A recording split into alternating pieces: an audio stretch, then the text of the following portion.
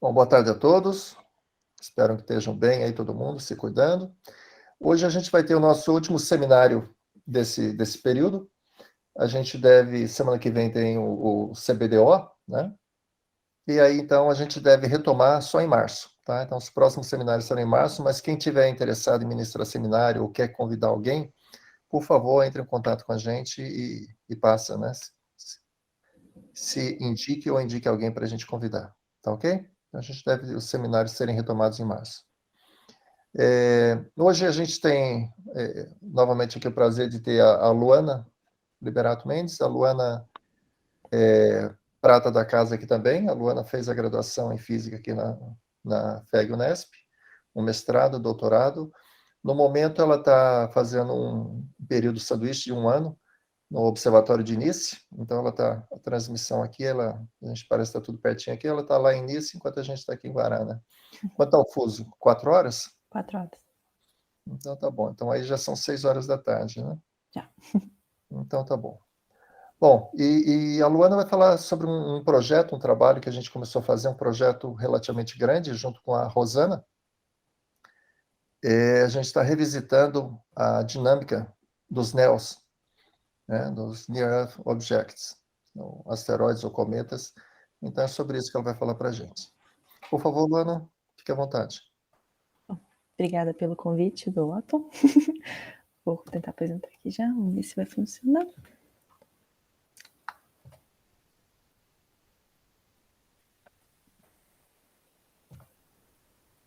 Tá aparecendo aí para vocês? Sim, perfeito. Ok. Bom, que nem o Otto falou, a gente está revisitando agora a evolução dinâmica e os tempos de vida dos objetos, dos Near Earth Objects. O que a gente tem no sistema solar, né? Desde pequenos corpos, como os Near Earth Objects, tipo Apophis, que tem em torno de uns 300 metros de diâmetro. A gente tem... Opa, tem alguém tentando entrar. A gente tem também objetos maiores e mais distantes, como os TNOs, como, por exemplo, Plutão, que tem uns 1.200 quilômetros de raio, se não me engano, até cometas mais distantes da nuvem de Oort, por exemplo, esse daí que é pequenininho, mas a gente tem vários tipos de objetos de minor bodies no sistema solar, dos mais variados tamanhos também. Então, esse aqui é uma ilustração da NASA, mostrando todos os tipos de minor bodies que tem. A gente tem aqui as luas, aqui dá para ver, não dá para ver direito, mas está mostrando alguns dos asteroides, aqui alguns dos cometas. Então, a gente tem vários tipos de vários pequenos corpos. E a gente sabe que, hoje em dia, né, a gente já tem estudos mostrando que o transporte desses corpos entre diferentes regiões, ele não é só possível, como ele também é bem comum. E os objetos do cinturão principal, eles são a principal fonte de objetos que vão para a região dos NEOs. Mas os Jupiter Family Comets, os Centauros, os TNOs, também eles ajudam a popular essa região do sistema solar. Mas o que são os NEOs, né? Os NEOs a gente... Opa, mais alguém tentando entrar? Os NEOs, o que eles são? São objetos que eles são fortemente afetados pelos planetas terrestres, pelo efeito gravitacional, né? A perturbação gravitacional dos planetas terrestres, e eles têm o pericentro menor do que 1,3 unidade astronômica, que é o apocentro de Marte. E não existe um acordo, assim, um acordo do qual seria o limite máximo do apocentro desses objetos. Então, eles podem estar com o pericentro aqui em 1,3, mas o apocentro deles pode estar lá nos planetas gigantes ou além. A classificação atual dos NEOs, essa que tem aqui, é dos Amor. O Amor, os que têm o semi-eixo maior, é maior do que o unidade astronômica, ou seja, eles estão externos à Terra. Tá, mais alguém? Os Apollo, que são objetos que têm um semi-eixo maior do que uma unidade astronômica, mas o pericentro é menor do que 1,0. O Atenas, que é o semi-eixo menor do que 0,1, desculpa, que 1,0, e o apocentro maior do que 0,9, e os Atiras, que são todos internos à órbita da Terra, e mais recentemente também tem os Vatiras, que são os objetos que estão internos à órbita de Vênus.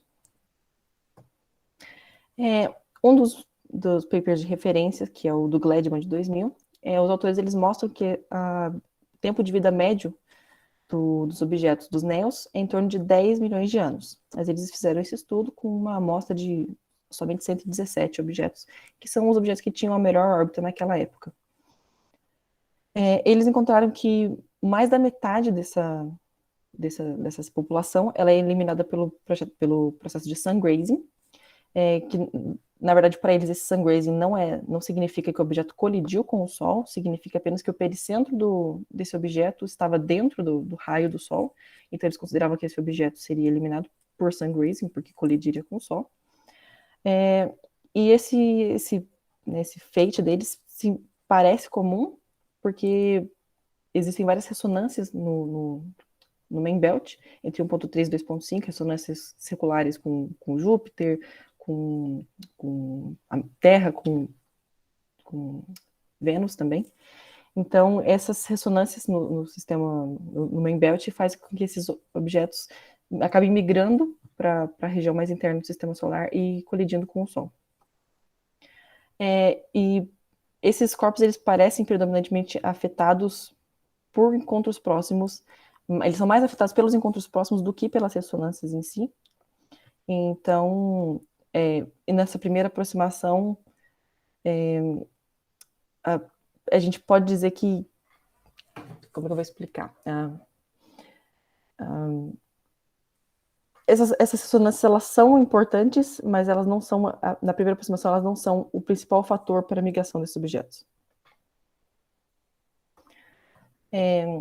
E com relação às outras regiões que a gente tem no sistema solar, com os outros minor bodies, os limites, né, as bordas dessas regiões, elas não são bem definidas até hoje em dia.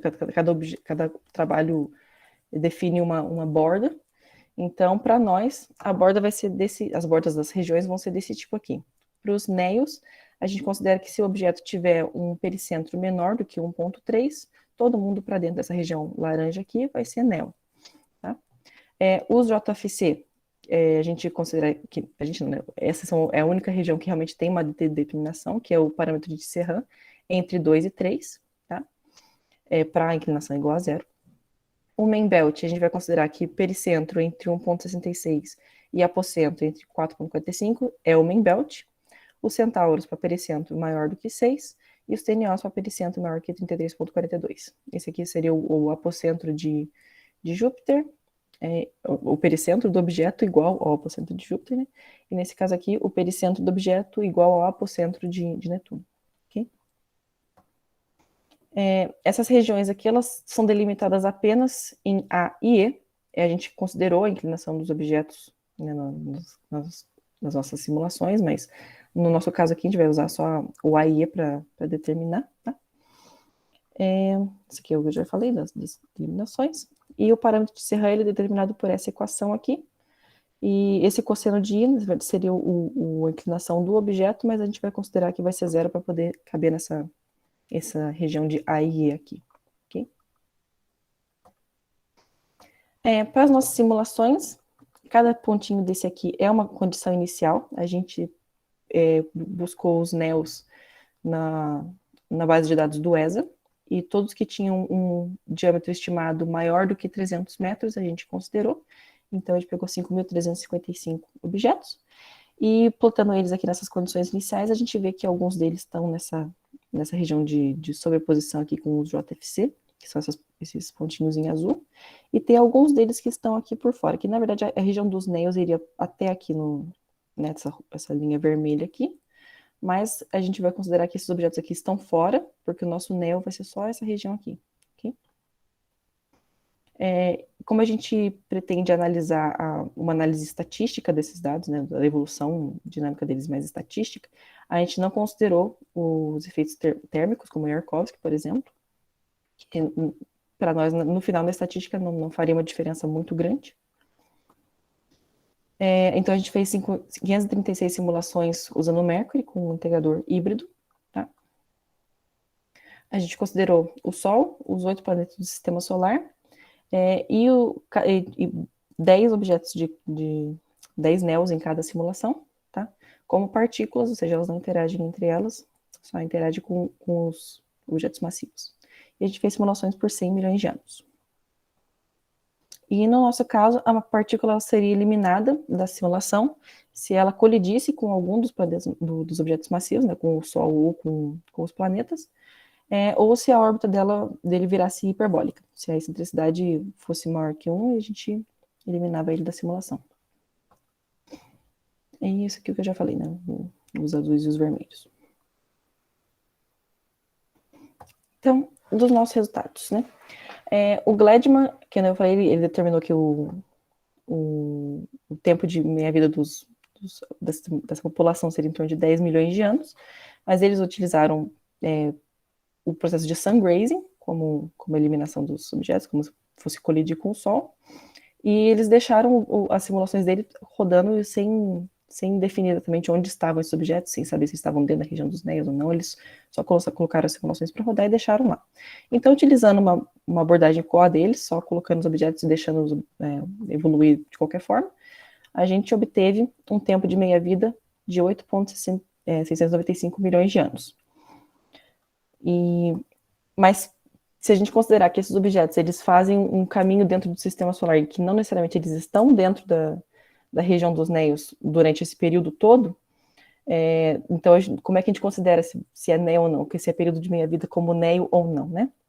Então, numa segunda abordagem, a gente decidiu que quando um objeto cruzasse a linha do pericentro de 1,66, ou seja, se ele cruzasse para dentro do main belt, a gente considera que ele não é mais um Neia, e daí a gente elimina ele da contagem de tempo de meia-vida. Nesse caso, o tempo de meia-vida cai para 4,15 milhões de anos, praticamente metade do inicial. Mas você pode pensar, essa abordagem ela é muito, muito restritiva, porque o objeto pode estar ressonante, ele pode voltar depois de algum tempo. Então, considerando que o tempo de meia-vida desses objetos seria o tempo em que o objeto está dentro da região dos Néios apenas, ou seja, ele pode sair, ficar um tempo fora e voltar, e aí quando ele voltar, a gente contabiliza mais esse tempo que ele ficou ali dentro. Então, nesse caso, a gente acha um tempo de meia-vida de 8 milhões de anos, praticamente. Então, utilizando uma abordagem parecida com a do Gladman, a gente tem um resultado parecido com o do Gladman, mas será que é razoável considerar que esses objetos têm um tempo de meia-vida, sendo que eles podem passar mais da metade ou quase toda a vida deles fora da região dos Néios? Aí a gente já tem que pensar sobre isso, né? E sobre os fates também, aqui a gente tem a mesma abordagem, a abordagem A e a abordagem B do nosso trabalho, e aqui o resultado que o Gladman obtém. Sabe, na verdade, que esse hit the sun, para nós realmente é colisão física com o Sol, mas para o Gladman é o sun grazing. E a gente vê que no nosso caso a gente tem uma ejeção muito maior do que o Gladman. A gente tem praticamente 70% da nossa amostra ela é ejetada, enquanto que a gente tem só 13% que colide com o Sol, mas já para o Gladman é o contrário, ele tem poucos ejetados e bastante que colide com o Sol. Para nós, a gente acredita que essa diferença ela está principalmente no fato de que eles não consideraram realmente colisão física com o Sol, e também pode ser de acordo com o integrador, com as órbitas daquele, uma amostra muito pequena, a amostra deles representa só 2% da amostra do nosso trabalho, então nossa é muito mais, nossa revisitação é muito mais precisa, provavelmente, do que a deles. E também existe um trabalho do Minton e do Malhotra, de 2010, em que eles fazem uma abordagem diferente, eles analisam impactos com a Terra, dos Neias, dependendo do tamanho deles, mas eles obtêm um resultado parecido com o nosso, bem próximo do valor da ejeção e da colisão com o Sol também, então está consistente com o trabalho deles também. E a maioria dos corpos que eles saem da região dos Néios, eles passam um tempo razoável fora. 30% desses objetos que têm o pericentro menor do que 1,6, aliás, 30% dos objetos têm um pericentro menor do que 6 durante toda a vida deles, né? Então, aproximadamente 30% permanecem como os Néios. Só em torno de 9% deles que nunca mais retornam para essa região, ou seja, eles saem em uma, retornam nunca mais. E o restante, eles podem passar algum tempo fora, mas acabam voltando, ou eles podem ser ressonantes também, que é o que a gente tem aqui. Por exemplo, esse... Opa, tem alguém entrando? Por exemplo, aqui no caso 1, a gente tem um objeto que ficou dentro da região dos Neias, saiu e não voltou mais. A gente tem outro caso 2 aqui de um objeto que estava aqui dentro da região dos Neios, saiu uma vez e voltou e permaneceu aqui até o fim da sua vida. E um outro objeto que ficou aqui ressonante, cruzando várias e várias vezes. E esses objetos aqui são ressonantes que cruzam várias e várias centenas ou milhares de vezes, é em torno de 9%. Ou seja, a gente tem 9% da nossa amostra que é de ressonantes que se encaixam nesse caso aqui. Analisando o caminho que eles fazem dentro do sistema solar, né? Muitos estudos eles mostram que os objetos de fora do sistema solar eles podem migrar para dentro, né? Mas quando eles se tornam neo, eles têm uma vida média de 10 milhões de anos, e daí colidem com o planeta, ou com o Sol, ou eles são ejetados. Então, a gente pode acabar pensando que os objetos que viram néos, ou os néos, são uma etapa final da vida desses objetos, antes deles colidirem ou morrerem, então seria uma classificação final para eles, mas não é necessariamente verdade. Então, a gente usou aquela amostra inicial, dos 5.355 objetos, mas essas tem 10%, que são aqueles pontinhos azuis, que eles estão com semelhança de intensidade dentro da região do JFC. Então, mesmo eles tendo uma classificação como NEO, eles são fortemente afetados por Júpiter.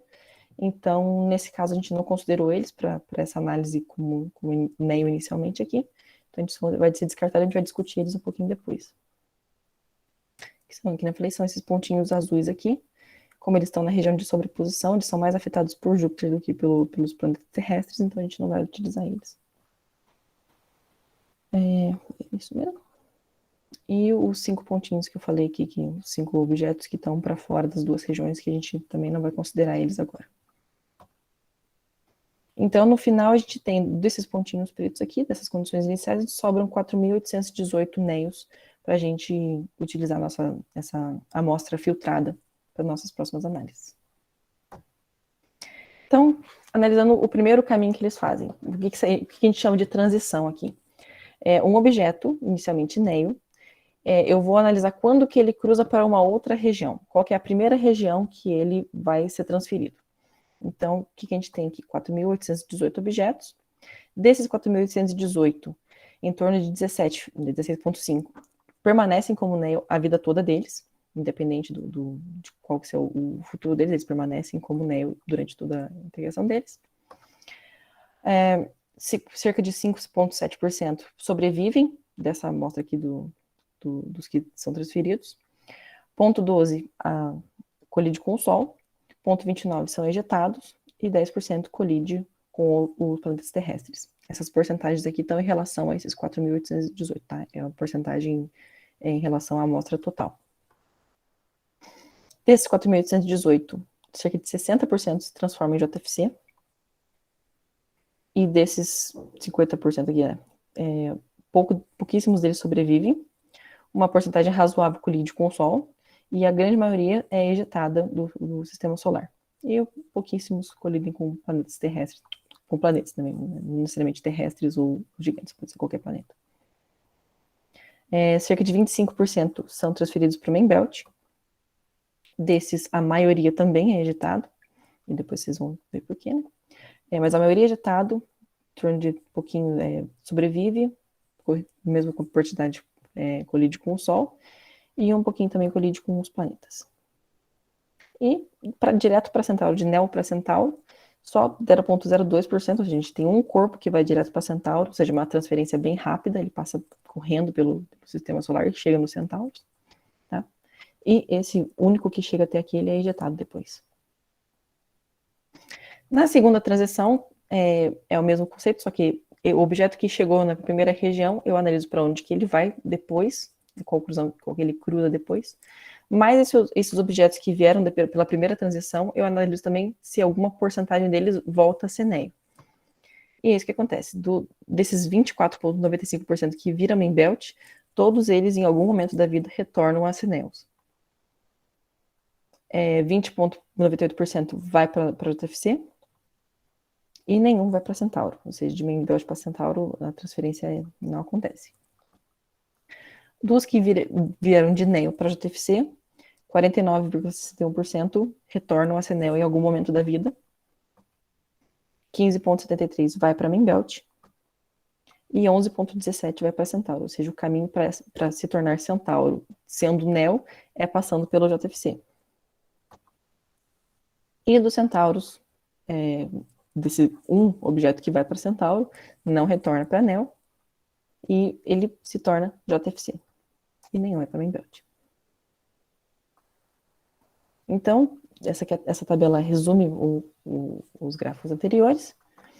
Que a gente tem aproximadamente 60% dos Neos eles se tornam JFC, ou seja, o caminho mais comum que eles podem fazer no sistema solar é se tornar JFC, justamente porque está tão próximo e já está ele fácil acesso para eles, né?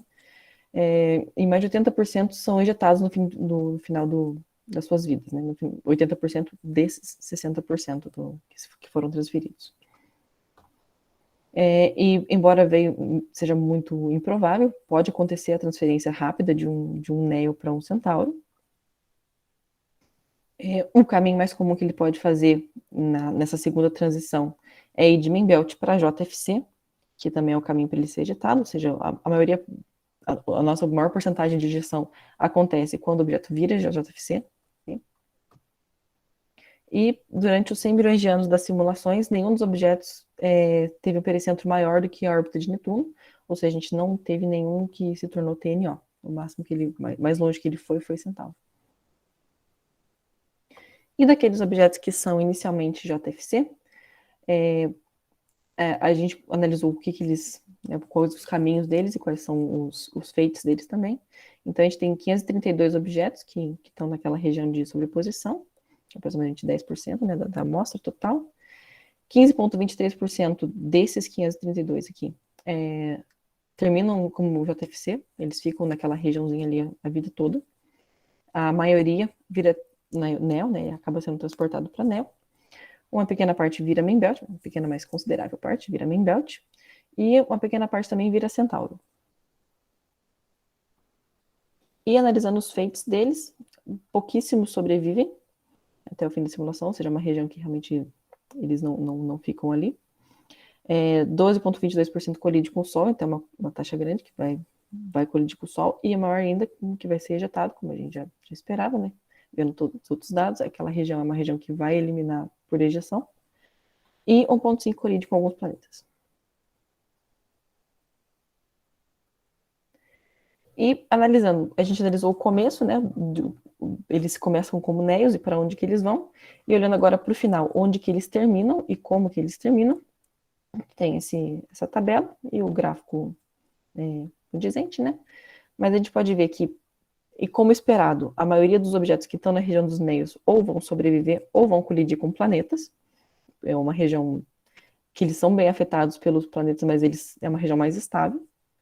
No Main-Belt, como a gente tem poucos objetos, mas a maioria também sobrevive, ou provavelmente colide, né? Mas a parte que mais ejeta e a parte que mais colide com o Sol é a parte dos JFCs e dos Centauros, e essa daqui, que é uma partezinha que está aqui em cima, que é a parte para onde eles acabam escapando no final. Ou seja, a condição final dos objetos, como eles terminam a sua vida, a maioria ou é JFC, ou está nessa regiãozinha aqui de fora, que a gente vai chamar tipo de portão de saída do sistema solar. Tá? Então, o caminho mais provável que eles podem fazer é se tornar JFC e depois ir para essa região aqui de fora até ser ejetado do sistema solar. E eu falei super rápido, então a gente já está acabando. A gente revisitou o tempo de vida médio dos Neos. É consistente com o que o Gladman faz, se a gente usar uma abordagem parecida, mas a gente tem que considerar que esses objetos passam uma boa parte da vida deles fora do sistema solar, então não acho que seja uma boa abordagem considerar que o objeto que está lá perto de Júpiter vai ser um Neo, ele não passa a maior parte da vida dele sendo afetado pelos planetas terrestres, ele não passa a maior parte do tempo dele dentro da região dos Neos, então eu acredito que esses 10 milhões de anos aqui deveria realmente ser reconsiderado, apesar de ser bem aceito, não não condiz com a realidade dos objetos. A diferença na proporção que eu comentei, né, a proporção dos fates, por eles usarem o processo de sun grazing ao invés da colisão física, a gente tem uma diferença bem grande, mas ainda é condizente com o trabalho do Milton e do Malhotra, né? Os corpos que migram para dentro do sistema solar, eles podem fazer um caminho bem longo ainda dentro do sistema solar e transformar em várias outras classes. 10% dos Neos que migram dos Neos, né, dos objetos que se tornam Neos, podem se tornar centauros de novo, podem migrar para fora do sistema solar de novo, e eles vão passar pela região do JFC, é o caminho de saída deles. E apesar de muito improvável, eles podem ser transferidos direto para centauros. E, como esperado, para os Neos, é mais provável que eles sobrevivam ou que colidam com planetas, não que eles sejam ejetados ou que colidam com o Sol. E o caminho, né, a nossa Death Road aqui, seria para sair do sistema solar ou para colidir com o Sol, é se tornar um JFC também. Que acontece para a maior parte da população na primeira transição. Bom, é isso. Obrigada.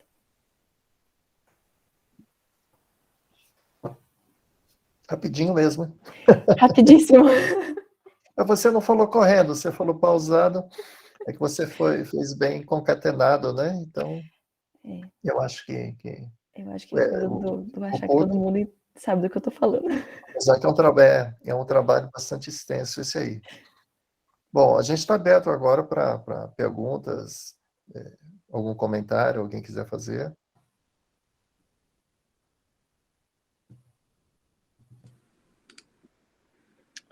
Oi, Luana. Oi. Rogério, tudo bom? Tudo bem. Bem legal a apresentação, gostei. Concordo com o Walton, foi bem didático. Eu só fiquei com uma dúvida. Quando você fala colisão física com o Sol, qual o passo de integração que vocês estão usando? É que eu uso o Bullish Store. Quando chega próximo, aí o passo é pequeno. Ah, tá. Vocês estão usando o Bullish Store, tá. É porque ela falou que tá feita as integrações com híbrido. Aquele híbrido. Quando chega próximo de um corpo massivo, aí ele diminui o passo. O passo nominal a gente colocou um vídeo da órbita de Mercúrio, mas o Bullish Store ele adapta. Tá, não, entendi, né? Tá usando o híbrido, tá. Porque tem um passo bem pequenininho para resolver essa colisão, né? Mas tá bom. Uma outra coisa que eu ia perguntar, quando você transiciona de NO para Main Belt ou outra região, você tem a órbita que eles transicionam? Tipo, que órbita que ele entrou no cinturão, por exemplo? Foi via ressonância com outro planeta gigante ou não? Eu não analiso essa parte, eu analiso qual que é o semi-eixo, a excentricidade dele, se cruzou, eu considero que foi para o Main Belt. Eu não analiso como que ele chegou lá. Entendi. Porque boa parte dos NOs, eu acho que são imaginados que eles originaram no cinturão, né? Então, talvez ele saiu de uma órbita, ele volta para a mesma, por isso que todos eles voltaram de novo, talvez. Não Sim, sei. Entre o Main Belt e os Neos, eles ficam nessa vai e volta durante um tempo, justamente por causa das ressonâncias. E só mais uma, desculpa, perguntando muita coisa. Tudo bem. Daqueles plot colorido que você colocou, todas as regiões, eu não lembro, você poderia voltar naquele que tem a taxa de transição de um para o outro? Nesse. Tá, eu perdi, então... Essa é a volta, né? Tem a ida e tem a volta. Tá, não, tudo bem. Esse é o segundo, você quer a primeira transição? Não, acho que pode ser esse também. Eu tava vendo, eu fiquei curioso com essa passagem de JFC para o Main Belt também. 15% é bastantinho até. Aí depois eles voltam para o Main Belt. Esses JFC que voltam para o Main Belt também voltam. Eles passam para a NO de volta ou eles não passam para lá? Eles podem voltar também, mas eu não contabilizei. Eu contabilizo a primeira vez que eles passam. Se por exemplo, se um objeto que é NEO vai para JFC e depois ele fica entre NEO e JFC, eu não contabilizo todas essas vezes. Eu contabilizo a primeira vez que ele faz a transição. Entendi. Então, a primeira vez que ele vai de NEO para JFC, eu contabilizo. A primeira vez que ele vai de JFC para Main Belt, eu contabilizo. É isso. Legal. Obrigado. Bom. Obrigada. Obrigado, Rogério. Alguém mais? Algum outro comentário? Alguma outra pergunta? Por favor, pode falar, Rafael. Olá, boa tarde a todos. Oi, Luana, tudo bem? Olá. Parabéns pelo trabalho, excelente trabalho, palestra bem didática. Obrigada. Eu fiquei só curioso para saber como é que vocês estão classificando o JFC. Quais são os critérios que você está Então, utilizando? Como eu falei, a gente está determinando só a região entre A e E. A gente não está usando a inclinação dos objetos nessa parte, porque a gente está fazendo a determinação só em A e E. Então, eu estou usando os limites como a inclinação é igual a zero, e quando o objeto cruza o A e E daquele limite da inclinação igual a zero, eu contabilizo que ele é um JFC. Entendi. Pelo Você já critério fez... de Serran, né? Oi? Pelo critério de Serran, né? Isso, pelo tamanho de Serran. Então, vocês consideram o critério abaixo de 3, o fator, é um JFC, Entre 2 e 3. entre 2 e 3. Se ele for menor do que 2, daí tá naquela região aqui de cima, que daí a gente não contabilizou ele, que é a parte de saída. Se ele tem parâmetro de Serran menor do que 2, ele provavelmente vai ser ejetado a partir dali. Eu sei que tem uma relação entre a velocidade de encontro com Júpiter e a velocidade orbital de Júpiter. Essa razão desses dois parâmetros está em função do Tisserand, do parâmetro Tisserand. E, a depender do valor de Tisserand, você pode encontrar objetos que têm velocidade de encontro com Júpiter, por exemplo, mais baixas. A depender desse Tisserand. Eu estava pensando aqui, é isso aqui, claro, usando o problema de telescópios, né? Estava pensando que talvez, se vocês conseguissem fazer com os NEAs, um parâmetro de Serran talvez com Sol a Terra, por exemplo, encontrasse aqueles que tiverem velocidade de encontro com a Terra muito baixo, para ver se eles sobrevivem, junto com fazer uma reclassificação em termos do Tisserand. É só uma sugestão. Você diz a reclassificação do Amor, Apolo, essas coisas? Isso, olhando o Tisserand também.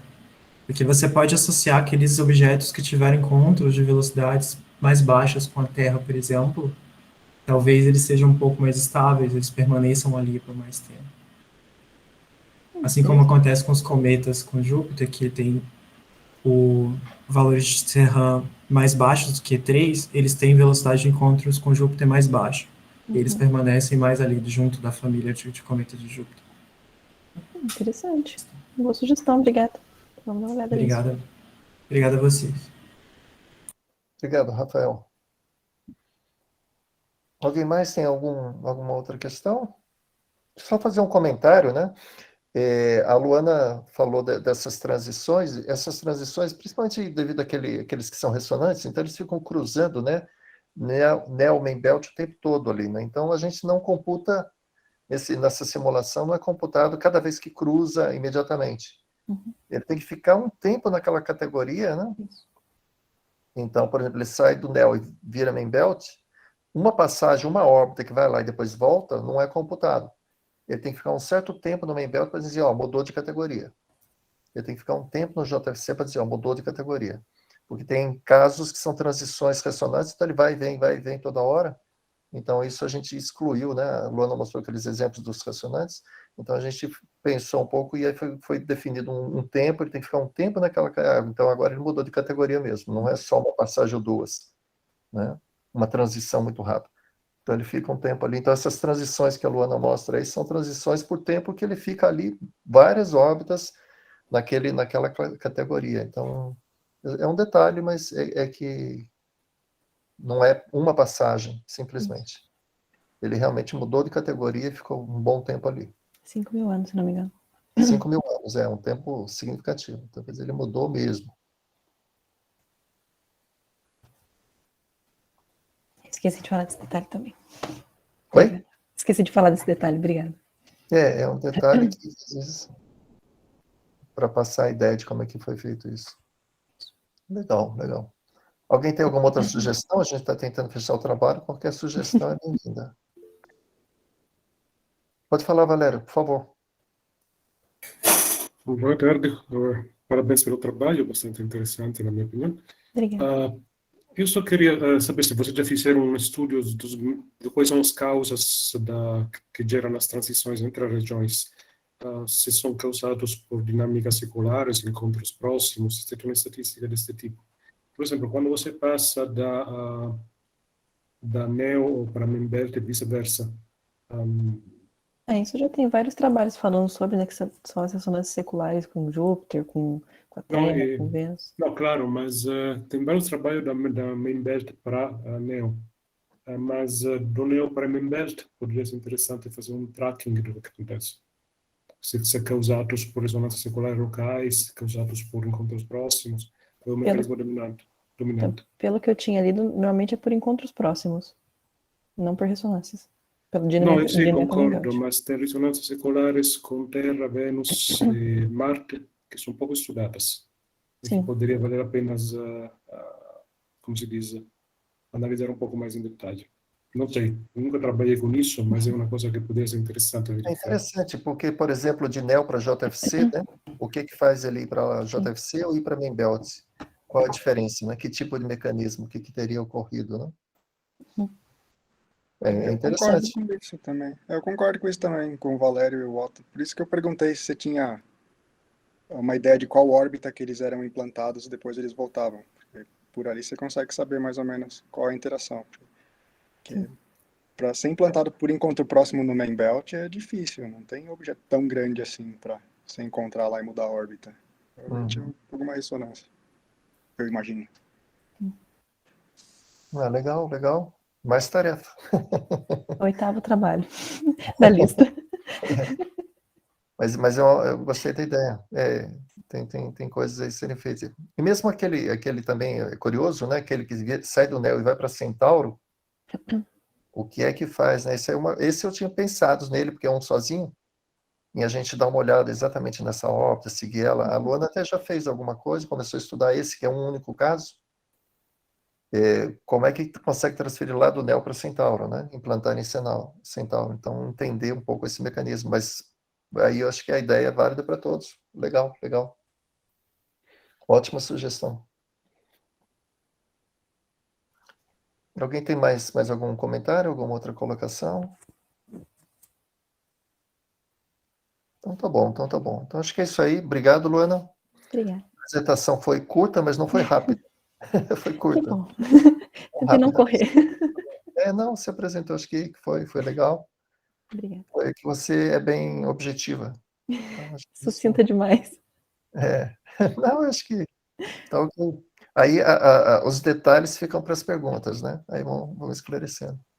Obrigado. Obrigada. Se quiser interromper a gravação já, Estou fazendo isso. é que você que está comandando tudo.